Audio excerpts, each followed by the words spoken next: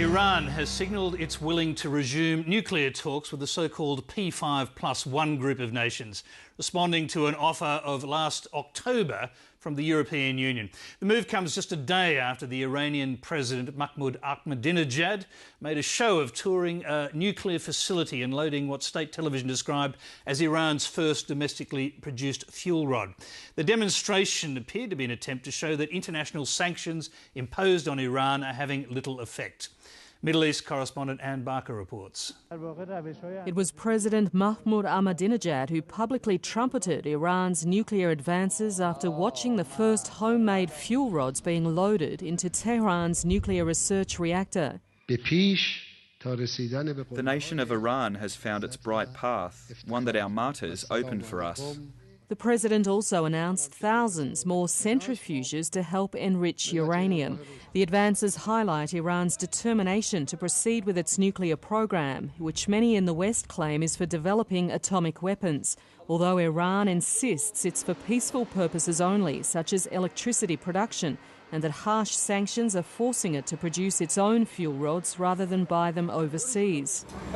This sends an important message abroad, showing that sanctions at least have been ineffective in preventing Iran's scientific and technological progress. The US has dismissed the developments as unimpressive and says they merely show sanctions are starting to bite.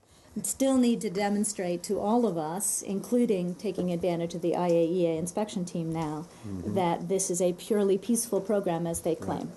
Israel, though, has warned of a rise in Iranian aggression, coming as it does on the back of a spate of bomb attacks around the world, including a bomb in New Delhi, which critically wounded an Israeli diplomat.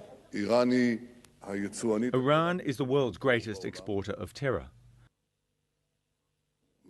During these very days, Iran's terror actions have been revealed to everyone's eyes. Iran upsets the stability of the world. It harms innocent diplomats in many countries.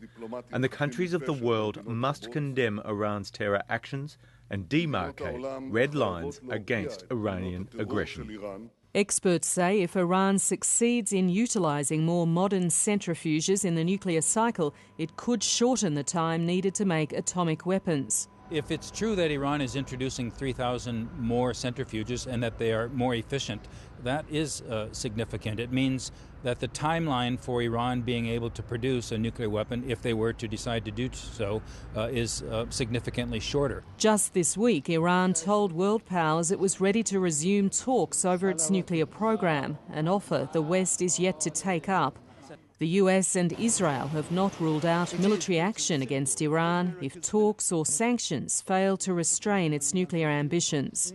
Anne Barker, Late Line.